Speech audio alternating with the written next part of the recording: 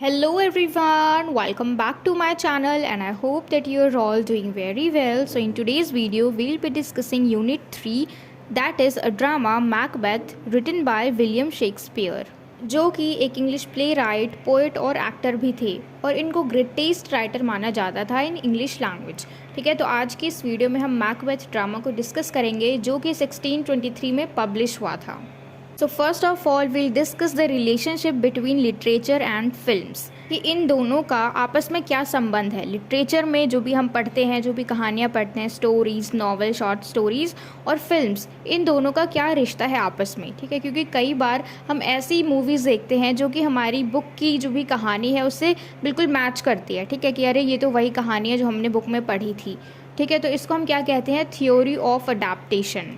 तो theory of adaptation होता क्या है? The cinema brings to life these writings with the help of cinematic language which includes sound, music, visuals, actors and mise en scene. ठीक है, तो देखो जब भी लिटरेचर में हम कुछ भी कहानी पढ़ते हैं वही चीज़ हम फिल्म में भी देखते हैं, तो इन दोनों में कॉमन चीज़ क्या हो गई? देखो, एक तरफ फिल्म है और एक तरफ है लिटरेचर। इन दोनों में कॉमन चीज़ क्या हो गई जो मैच करती है? वो है कहानी। ठीक है, लिटरेचर में जब भी हम बुक में कोई चीज़ पढ़ते हैं, हम कहानी पढ़ते हैं, तो वो सिर्फ पेज पलटते हैं, फिर कहानी पढ़ते हैं, फिर पेज पलटते हैं, फिर कहानी पढ़ते हैं। उसमें काफ़ी सारे मोड आते हैं, प्लॉट्स आते हैं, लेकिन हम इसमें कुछ भी देख नहीं सकते। विजुअल्स नहीं होते हैं, ना ही कोई एक्टर्स होते हैं जिनको हम एक्टिंग करते हुए देखते हैं, ना ही अगर हम बुक में पढ़ें तो हमें कोई भी आवाज़ सुनाई नहीं देती, ना ही बैकग्राउंड म्यूज़िक सुनाई देता है, ना ही डायलॉग सुनाई देते हैं कि ये लोग क्या बोल रहे हैं। ठीक है, तो इसमें ना ही देखो लिटरेचर में ना ही साउंड होता है, ना ही म्यूज़िक होता है, ना ही विजुअल्स होते हैं जिसको कि हम देख के कहानी को अच्छे से समझें, ना ही एक्टर्स होते हैं, और ना ही mise en scene. Mise en scene क्या होता है? जो भी अरेंजमेंट होता है सीनरी का, वो चीज़ इसमें नहीं होती। लिटरेचर में सिंपली हमें एक कहानी दे दी जाती है जिसको कि हम रीड करते हैं, पढ़ के समझते हैं। ठीक है, और फिल्म में क्या होता है, इन सारी चीज़ों को डालते हैं, जैसे कि हो गया साउंड कि हम सुनते हैं, डायलॉग्स, म्यूज़िक। ठीक है, वो कोई सा भी हो सकता है म्यूज़िक, क्योंकि म्यूज़िक जो है वो बहुत बड़ा रोल प्ले करते हैं। अगर हमें कोई भी डरावना सीन दिखाना होता है तो हम उसमें डरावने म्यूज़िक को ऐड करते हैं। अगर हमें दिखाना है कि एक्टर जो है वो शॉक्ड हो गया तो हम उसके अकॉर्डिंग उस म्यूज़िक को वहाँ पे लगाते हैं, ताकि हमें देखने में अच्छा भी लगे, ये इंटरेस्टिंग भी हो जाए कि अच्छा इस वक्त ये शॉक्ड हो गया। म्यूज़िक से हम समझ जाते हैं कि ये शॉक्ड हो गया, या फिर कुछ भी धूम तना है ना, ट्यून जो भी बजता है उससे हम समझ जाते हैं कि अरे अब तो गड़बड़ होने वाली है। तो फिल्म में म्यूज़िक डाल देते हैं जिससे कि हमें बहुत ज़्यादा हेल्प होती है ऑडियंस को देखने में कि आगे क्या हो रहा है, क्या चीज़ अभी चल रहा है प्रेजेंट में। अगर कोई खुशी का मौका है तो उसमें अच्छे साउंड डाल देते हैं, अच्छे म्यूज़िक डाल देते हैं, और विजुअल्स जिससे कि हम देख के समझे। ठीक है, अगर हम पढ़ रहे हैं ठीक है, लेकिन लोगों को क्या होता है कि अगर उनको देखने को मिल जाए तो देख के हमें ज़्यादा समझ आता है। ठीक है, फिर एक्टर्स और माइज एंड सीन, ये तो बहुत ज़्यादा इंपॉर्टेंट है कि सीनरी को किस तरीके से वो लोग प्लॉट करते हैं फिल्म में। ठीक है, तो थ्योरी ऑफ अडेप्टेशन का सिंपल सा मीनिंग क्या है कि किसी भी लिटरेचर में से हमने किसी भी कहानी को उठाया, कोई भी राइटिंग्स अगर लिखी गई हैं, ठीक है, तो उस चीज़ को, उस राइटिंग को हमने बिल्कुल उसी सेम कहानी के साथ उसके ऊपर एक फ़िल्म बना दी। ठीक है, जैसे कि देवदास मूवी है, उसको भी पहले लिखा गया था, फिर उसके ऊपर एक मूवी बन गई। और हैरी पॉटर सीरीज़, ये भी पहले सिर्फ एक राइटिंग ही था। ठीक है, और फिर बाद में इसको एक सीरीज़ में बना दिया गया। तो इसी तरीके से काफ़ी सारे ऐसी फिल्म हैं जो कि पहले लिखी गई थी और बाद में उसके ऊपर फिल्म बना दी गई। तो इसको हम कहते हैं थ्योरी ऑफ अडेप्टेशन। और हाँ देखो, आज जो हम डिस्कस करेंगे मैकबेथ, जो कि एक ड्रामा है, और इसको किसने लिखा था? विलियम शेक्सपियर्स ने। ठीक है, तो मैकबेथ के ऊपर ही एक मूवी बनाई गई थी, मकबूल। ठीक है, तो इसको भी हम क्या कहेंगे? Theory of adaptation. तो मकबूल जो है उसको हम दूसरे पार्ट में डिस्कस करेंगे, जो कि एक फ़िल्म है। मतलब इसमें 2 फिल्म है। ठीक है, दूसरे पार्ट में 2 फिल्म्स है, लेकिन फर्स्ट पार्ट में हम सिर्फ मैकबेथ को डिस्कस करेंगे जो कि एक ड्रामा है। अब हम फाइनली शुरू करते हैं हमारे ड्रामा की समरी को। तो सबसे पहले हम कैरेक्टर्स को देख लेते हैं कि कौन कौन से कैरेक्टर्स हैं। ठीक है, तो सबसे पहला कैरेक्टर है हमारा मैकबेथ, जिसके नाम पे ये पूरा हमारा ड्रामा है, मैकबेथ। फिर है लेडी मैकबेथ, जो कि मैकबेथ की वाइफ है। फिर है बैंको, जो कि मैकबेथ के साथ ही काम करता है। और फिर है बैंको का बेटा जिसका नाम है फ्लियंस। उसके बाद है हमारे नेक्स्ट कैरेक्टर जिसमें 3 विचेस हैं, यानी 3 चुड़ैल जो होती हैं, वो जादूगरनियाँ। ठीक है, फिर है मैकडफ, जो कि एक बहादुर सोल्जर होता है। फिर है किंग डंकन, ये डंकन जो है ये किंग है कहाँ के? स्कॉटलैंड के। फिर है डंकन के 2 बच्चे, 2 बेटे, जिसका पहला नाम है मैल्कन जो कि बड़ा बेटा है, और दूसरा जो है वो है डोनाल्ड बेन जो कि छोटा बेटा है। ठीक है, एक बार फिर से हम इन सारे कैरेक्टर्स को देख लेते हैं। सबसे पहला है मैकबेथ, फिर है लेडी मैकबेथ, फिर है बैंको, फिर है बैंको का बेटा फ्लियंस, फिर 3 विचेस, फिर है मैकडफ जो कि एक सोल्जर होता है, फिर है किंग डंकन जो कि स्कॉटलैंड के राजा हैं, फिर है इनके 2 बेटे मैल्कम और डोनाल्ड बेन। तो देखो ये जो कहानी है ये किस तरीके से शुरू होती है। तो सबसे पहला हमारा मेन कैरेक्टर है मैकबेथ जो कि इस पूरे ड्रामा का हीरो है। ठीक है, हम हीरो कह सकते हैं इसको। तो ये इस कहानी के बिल्कुल स्टार्टिंग में तो एक बहुत ही ज़्यादा बहादुर सा स्कॉटिश जर्नल होता है। जनरल का क्या मतलब होता है, जो कि आर्मी को कमांड करता है, आर्मी का कमांडर। ठीक है, इसकी पोजीशन बिल्कुल हाई रैंक पे होती है। अब क्योंकि ये स्कॉटिश जनरल है और जो राजा है उसका भी जनरल है, तो इसके पास बहुत बड़ी सेना है और उस सेना को ये कमांड करता है। ठीक है, इसका काम है ये कमांड करने का।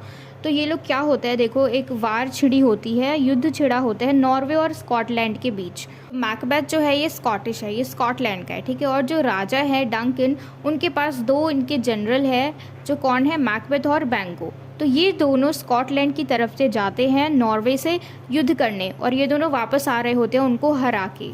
और आते वक्त इनकी मुलाकात 3 विचेस से होती है, 3 जादूगरनी कह लो या फिर 3 चुड़ैल कह लो। और वो लोग भविष्यवाणी करते हैं कि मैकबेथ आने वाला राजा बनेगा, लेकिन मैकबेथ के जो बच्चे हैं वो आने वाले किंग नहीं बन सकते। आगे के जनरेशन में जो अपकमिंग जनरेशन है, उनकी फर्दर जनरेशन है, उसमें जो किंग है वो बैंको के बच्चे बनेंगे, ना कि मैकबेथ के। तो इसका मतलब है कि आगे कुछ टाइम बाद कुछ ऐसी ट्रेजेडी होगी जिसकी वजह से मैकबेथ के बच्चे जो हैं वो आगे किंग नहीं बन पाएंगे।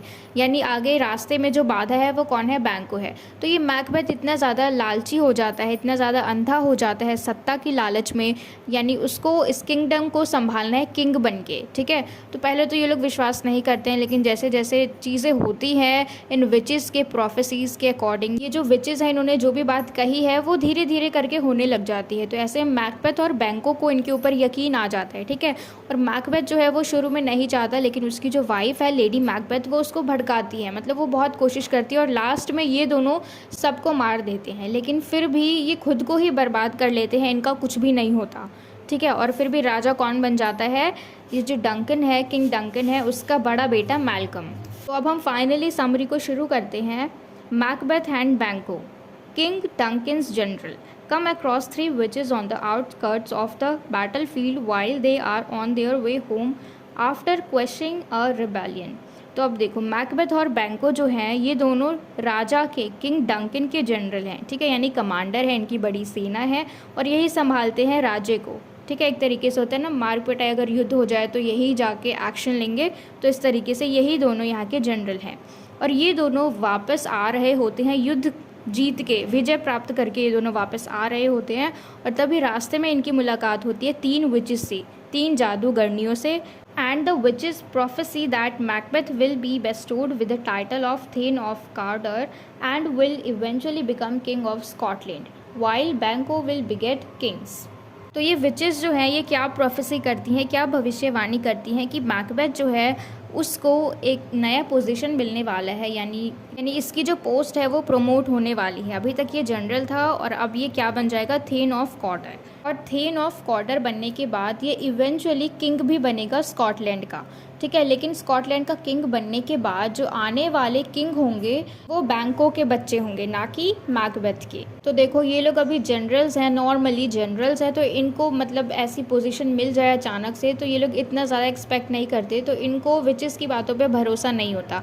तो वो लोग बहुत ज़्यादा इंटरेस्टेड हैं कि अच्छा फिर इसके आगे क्या होगा। तो ऐसे पूछते पूछते वो लोग जानना चाहते हैं और इतने में ही जो ये विचेस हैं ये डिसअपियर हो जाती हैं वहाँ से। Duncan grants Macbeth the title of Thane of Cawdor for his triumph and valor in the recent combats and also suggests visiting Inverness, Macbeth's home।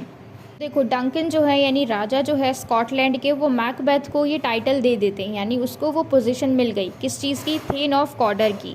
किस चीज़ के लिए, उसके ट्रायम्फ के लिए, उसके विजय के लिए, उसकी वीरता के लिए। ठीक है, जो भी वो लड़के आया है, अभी जीत के आया है, उसके लिए।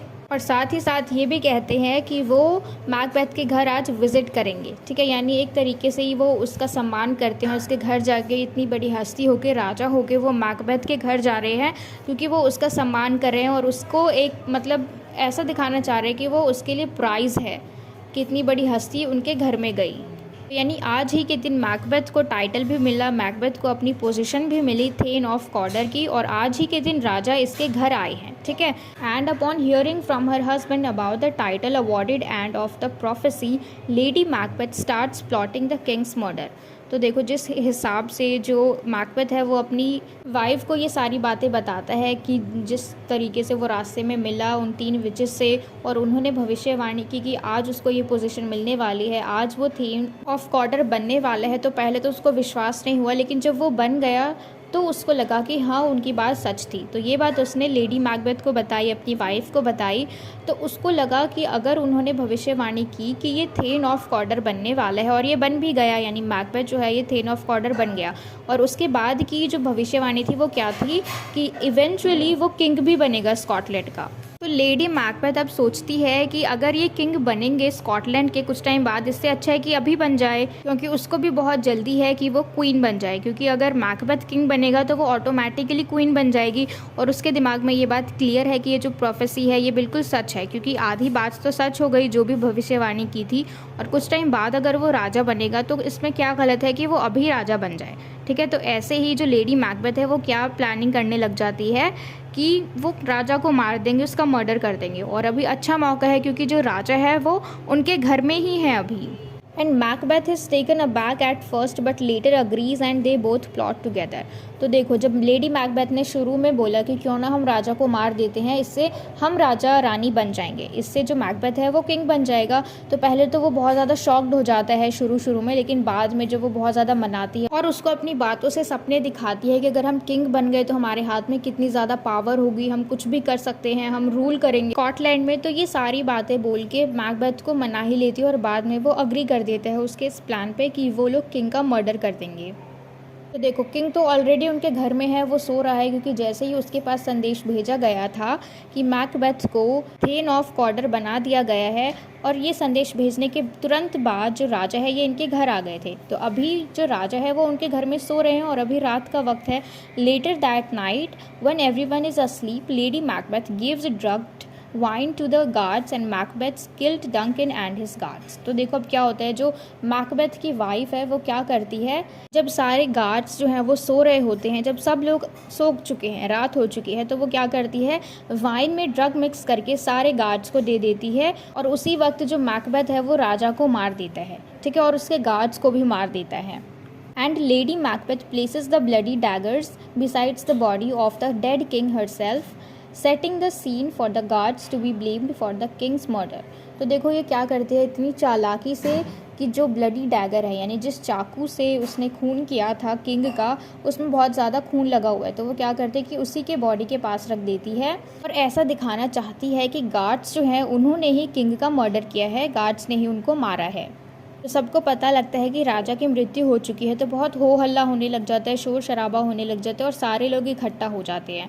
And Macduff arrives at the scene and the sons of Duncan, Malcolm and Donalbain, fearing for their lives flee to England and Ireland respectively.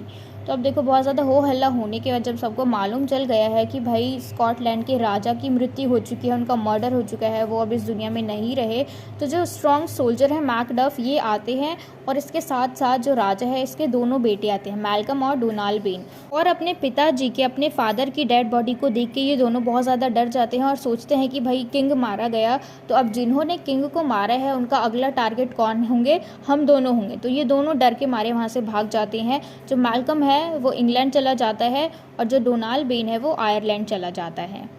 तो अब देखो राजा की मृत्यु के बाद मैकबेथ और लेडी मैकबेथ ये दोनों रुकते नहीं है, ये दोनों और भी मर्डर करते हैं, ठीक है, क्योंकि इनके रास्ते में अभी भी बाधाएं हैं। देखो अब आगे क्या होता है। Overwhelmed by the feeling of insecurity and guilt, Macbeth gets Banquo and his son Fleance to be killed. तो अब देखो क्या होता है, क्योंकि देखो जो विचेस थी उन्होंने क्या प्रोफेसी किया था कि आने वाले राजा कौन बनेगा, मैकबेथ। लेकिन उसके बाद की जो जनरेशन होगी उसके जो किंग होंगे वो कौन होंगे, बैंको के बच्चे, यानी फ्लियंस जो है बैंको का बेटा, उसके थ्रू जो आने वाली जनरेशन होंगी वो ही स्कॉटलैंड के किंग बनेंगे।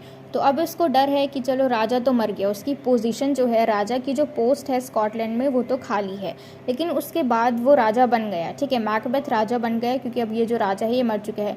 लेकिन आने वाला जो टाइम है उसके लिए भी तो उसको सब कुछ फिक्स करना है। जो उसकी फैमिली होगी मैकबेथ की, उसके बच्चे होंगे, वो चाहेगा कि उसके बच्चे किंग बने। लेकिन उन्होंने क्या प्रोफेसी की थी, उन्होंने क्या भविष्यवाणी की थी विचेस ने, कि बैंको के बच्चे आएंगे और वही किंग बनेंगे। तो अब ये क्या करता है, बैंको के बेटे को मारने की प्लानिंग बनाता है। जब बैंको और फ्लियंस एक साथ होते हैं तो मैकबेथ के भेजे हुए आदमी इनको मारने आते हैं। इन फ्लियंस जो है वो कैसे ना कैसे करके बच के भाग जाता है और बैंको यहाँ मारा जाता है, ठीक है। उसके बाद देखो, at the banquet Macbeth sees the ghost of Banquo at the table. तो इसके बाद इन्होंने एक बैंक्वेट अरेंज किया। बैंक्वेट का सिंपल मीनिंग होता है, अगर हम आसान भाषा में कहें तो वही पार्टी शार्टी करना, मतलब खाना पीना, काफ़ी सारे लोग इकट्ठा होते हैं एक साथ, जैसे हम हिंदी में कहते हैं ना भोज करना। तो वो उस तरीके से एक पार्टी को अरेंज करते हैं और वहाँ पे वो देखते हैं कि बैंको का जो गोस्ट है वो टेबल पे बैठा हुआ है मैकबेथ के बिल्कुल सामने। और ये जो गोस्ट है ये किसी को भी नहीं दिखता, सिर्फ मैकबेथ ही देख सकता है। और उसको लगता है कि ये घोस्ट है, क्योंकि वो सच में घोस्ट ही होता है, क्योंकि बैंको तो मारा गया तो वो आ नहीं सकता, लेकिन उसका घोस्ट वहीं पे उसके सामने टेबल पे बैठा हुआ है। मैकबेथ जो है ये बहुत ज़्यादा डर जाता है, इसको बहुत ज़्यादा गिल्ट भी है, लेकिन इनसिक्योरिटी भी है कि कहीं फंस ना जाए। तो गिल्ट तो है कि इसने ऐसा क्यों किया, इसने राजा को भी मार दिया, इसको अपने राजा को मारने का भी गिल्ट है और अपने दोस्त को मारने का भी गिल्ट है, लेकिन साथ ही साथ इसको लालच भी है कि अगर ये अपना रास्ता साफ कर देगा इन लोगों को मार के तो इसके हाथ में एक पावर आ जाएगी, ये किंग बन जाएगा, ठीक है। तो इनसिक्योरिटीज़ जो है इन सब से दूर होने के लिए, इन सबको बिल्कुल क्लियर कर देने के लिए अपने माइंड से ये सबको मारता जाता है, ठीक है, सबका मर्डर कर देता है। And the vision unsettles Macbeth, which results in him acting erratically. Lady Macbeth attempts to calm him, but it does not work. जब मैकबेथ को इतनी ज़्यादा मतलब उसके अंदर गिल्ट है कि उसने क्यों मार दिया, लेकिन वो साथ ही साथ डर भी रहा है कि अगर वो नहीं मारता तो उसका रास्ता साफ नहीं होता, लेकिन वो डर भी रहा है कि उसने ऐसा क्यों किया। और उसको अब कहते हैं ना हॉलिसिनेशन हो जाना, कि उसको वही अब हर जगह दिखाई दे रहा है, यानी बैंको का जो घोस्ट है वो उसको हर जगह दिखाई दे रहा है और उसका बिहेवियर बिल्कुल चेंज हो गया, बहुत डर गया है, पागलों की तरह कर रहा है। और वहाँ पे जो लेडी मैकबेथ है वो उसको शांत करने की कोशिश कर रही हैं, लेकिन उसके ऊपर उसका कहना, जो भी वो कह रही है वो नहीं मान रहा, कुछ भी काम नहीं कर रहा जो भी उसको समझा रही है, ठीक है। जिस तरीके से वो बिहेव कर रहा है, ऐसे में फिर आसपास के लोगों को शक हो जाएगा कि ये सब किसने किया, मैकबेथ ने किया। अब देखो अब क्या होता है, Macbeth reaches out to the witches and is told that he will remain safe until Birnam Wood comes to Dunsinane his castle. Macbeth जो है दोबारा से उन विचेस के पास जाता है प्रोफेसी के लिए, यानी भविष्यवाणी के लिए, कि देखो उसने अपना रास्ता तो साफ कर दिया एक तरीके से, लेकिन आगे क्या होगा। तो उसको बताया जाता है, जो विचेस है उसको कहती हैं कि तुम तब तक सेफ़ रहोगे जब तक बिरनाम वुड जो है वो तुम्हारे घर तक चल के नहीं आ जाता, डनसिनेन तक, यानी उसका जो कासल है, मैकबेथ का कासल है क्या, डनसिनेन। और बिरनाम वुड जो है ये हम कह सकते हैं जंगल का नाम है। And they tell him to be wary of Macduff and also that none of women born shall harm Macbeth. और वो साथ ही साथ क्या कहते हैं कि मैकडफ से थोड़ी सावधानी रखो, उससे बच के रहो, और हाँ, तुम ऐसे किसी भी इंसान के हाथों नहीं मारे जा सकते जो अपनी माँ से पैदा हुआ हो। तो अब देखो ये जो मैकबेथ है ये क्या करता है, बहुत ही ज़्यादा मतलब कहते हैं ना रिलैक्स हो जाता है, क्योंकि किसी जंगल का उसके घर तक चल के आना ये तो इम्पॉसिबल है, क्योंकि पेड़ पौधे तो चलते नहीं हैं। और दूसरा क्या कि कोई ऐसा इंसान जो अपनी माँ से पैदा नहीं हुआ हो वही मार सकता है, क्योंकि अगर कोई पैदा हुआ है तो वो मैकबेथ को हार्म नहीं कर सकता, ठीक है। तो वो बिल्कुल ही रिलैक्स हो जाता है, क्योंकि इस दुनिया में कोई ऐसा इंसान है ही नहीं जो अपनी माँ से पैदा नहीं हुआ हो, ठीक है। और दूसरा क्या था कि कोई भी जंगल है जैसे बिरनाम वुड है वो वॉक करके उसकी कासल तक नहीं आ सकता, ठीक है। तो ये दोनों सिचुएशन में ये बिल्कुल सेफ़ है, तो इसको लगता है कि हाँ भाई अब तो मैं सेफ़ हूँ। तो लेकिन मैकडफ जो है उसको शुरू से ही शक था मैकबेथ पे, ठीक है। मैकडफ जो है मतलब जिस तरीके से वो डर रहा था, अचानक से अजीब अजीब सा बिहेव कर रहा था, इस तरीके से जो मैकडफ है उसको शुरू से ही शक था मैकबेथ पे। अब इसका ये शक किस तरीके से पूरा कन्फर्म हो जाता है देखते हैं। Macbeth unleashes a reign of terror which results in many deaths including the family of Macduff. अब देखो मतलब ये मुक्त होने के लिए एक तरीके से जो इसका डर है ना कि कहीं ना कहीं से मैं पकड़ा ना जाऊं या फिर कहीं मेरे को ही ना मार दे कोई, तो इस डर को ख़त्म करने के लिए एक एक करके सबको मारे जा रहे हैं। पहला तो इसको किंग की पोजीशन खाली करनी थी क्योंकि इसको किंग बनना था। उसके बाद बैंकों के जो बच्चे हैं वो किंग बनेंगे, तो इसलिए इसने बैंकों को मार दिया। फ्लियंस जो है वो तो भाग गया, और विचेस ने स्पेशली कहा था कि मैकडफ से थोड़ा बच के रहना, तो इसलिए क्या करता है अपनी शांति के लिए कि इसने सबको, सारा जो खतरा था उसको निपटा दिया है। इस सोच को पाने के लिए, इस चैन को पाने के लिए ये क्या करता है, मैकडफ की पूरी फैमिली को मार देता है। ठीक है। And now Macduff along with Malcolm rallies the English forces against Macbeth. तो देखो मैकडफ को पहले से ही शक था मैकबेथ पे, तो ये क्या करता है, ये चला जाता है मैल्कम के पास कि तुम्हारे पिता को मैकबेथ ने मारा है और अपने पिता की हत्या का बदला लेने के बजाय तुम ऐसे यहाँ आके छुप रहे हो। तो ये दोनों मिल जाते हैं आपस में, मैल्कम और मैकडफ जो है इनकी बहुत बड़ी सेना हो जाती है और ये लोग मैकबेथ के कासल की तरफ मूव करते हैं। अब मूव कैसे करते हैं, ये लोग ऐसे खाली हाथ नहीं जाते। ये लोग अपने हाथ में एक होता है ना, मतलब पेड़ की छोटी छोटी डालियाँ, उसकी टहनियाँ जिसमें हरे हरे पत्ते हैं, ये लोग उसको पकड़ के चलते हैं ताकि अगर मैकबेथ ऊपर से देखेगा, दूर से देखेगा, तो उसको इनकी सेना का अंदाज़ा ना लगे कि इनकी सेना कितनी बड़ी है। ठीक है। तो ऐसे ही जिस तरीके से वो लोग अपने हाथ में टहनियाँ पकड़ के आते हैं, तो ऐसा लगता है कि उसके कासल की तरफ बहुत बड़ी संख्या में जो पेड़ पौधे हैं वो चल के आ रहे हैं। And now Macbeth is shocked when he is told by a messenger that it seems that as if Birnam Wood is marching towards the castle. तो अब देखो मैकबेथ को जब ये सूचना मिलती है, जब ये मैसेज मिलता है कि ऐसा लग रहा है कि बिरनाम वुड जो है ये इनकी तरफ मार्च करते करते आ रहा है, इनकी कासल की तरफ, तो ये बहुत ज़्यादा शॉक्ड हो जाता है, डर भी जाता है। क्योंकि जो विचेस है उन्होंने क्या बोला था कि तुम तब तक सेफ हो जब तक कि तुम्हारे घर के पास, तुम्हारी कासल के पास बिरनाम वुड ना आए। लेकिन ये तो पॉसिबल हो गया कि ये तो इम्पॉसिबल था कि पेड़ पौधे तो चलते नहीं है, लेकिन इस बार कैसे पेड़ पौधे चल के आ रहे हैं, तो ये बहुत ज़्यादा डर जाता है। And in the meantime, ridden with guilt, Lady Macbeth starts sleepwalking and discloses her secrets to a doctor. तो देखो मतलब ये बहुत ज़्यादा डरी हुई है जो लेडी मैकबेथ है, और इसको बहुत ज़्यादा गिल्ट भी है कि इसने इतने सारे लोगों का मर्डर कर दिया सिर्फ किंग और क्वीन के लालच में, कि इसका हस्बैंड जो है मैकबेथ वो किंग बनेगा और ये जो लेडी मैकबेथ है ये क्वीन बनेगी। इस चक्कर में इनका जो लालच है इतना ज़्यादा बढ़ गया कि इन्होंने लोगों को मारना तक शुरू कर दिया। तो ये जो चीज़ है ये इसके दिमाग तक चली गई, ये मतलब एक होता है ना सन की टाइप, इस तरीके से बिहेव करने लगी। ये रात में स्लीप वॉकिंग करती थी, यानी सोते सोते चलना, और ये अपने सारे सीक्रेट जो है एक डॉक्टर को भी शेयर करती थी। And she ultimate kills herself as the battle begins. तो जिस तरीके से मतलब ये जो लड़ाई है ये शुरू हुई मैकबेथ के ख़िलाफ़, तो तभी इसने अपने आप को मार दिया। ठीक है। मतलब किसी न किसी तरीके से शायद इसने सुसाइड कर लिया होगा, तो इसने उसी वक्त अपने आप को मार दिया जैसे ही ये लड़ाई शुरू होने वाली थी मैकबेथ के ख़िलाफ़। और कौन लड़ रहा था, मैकबेथ और Malcolm. Macduff dares Macbeth, who upon realizing that his opponent has had a cesarean birth, apprehends that he is now doomed. तो अब देखो मैकडफ जो है जब मैकबेथ के पास जाता है तो मैकबेथ उसको कहता है कि भाई मेरे को तो कोई मार ही नहीं सकता, क्योंकि इस दुनिया में ऐसा कोई इंसान है ही नहीं जो अपनी माँ से पैदा ना हुआ हो, और इसीलिए तुम में से कोई भी मेरा कुछ नहीं बिगाड़ सकता। ठीक है। लेकिन इवेंचुअली उसको पता लगता है, मैकडफ जो है उसको बताता है कि मैं मेरी माँ से पैदा नहीं हुआ हूँ, क्योंकि उसको उसकी माँ का पेट काट कर निकाला गया था। तो जो प्रोसेस होता है नॉर्मली जब बच्चा पैदा होता है तो ये इस तरीके से पैदा नहीं हुआ। मैकडफ जो है उसको उसकी माँ का पेट काट के निकाला गया था, तो इसीलिए मैकडफ ही है जो मैकबेथ को मार सकता है। तो जब ये बात मैकडफ मैकबेथ को बताता है तो मैकबेथ अब मतलब ये अपनी हार एक तरीके से स्वीकार कर लेता है यहाँ पे, क्योंकि अब इसको मालूम चल गया है कि अब इसका कुछ नहीं हो सकता और मैकडफ जो है ये आसानी से मैकबेथ को मार सकता है। क्योंकि जिस तरीके से विचेस ने बोला था कि ऐसा कोई भी इंसान जो अपनी माँ से पैदा हुआ वो नहीं मार सकता, लेकिन मैकडफ जो है ये ऐसे इंसानों में से नहीं था। Macduff ultimately defeats Macbeth and Malcolm is declared the king.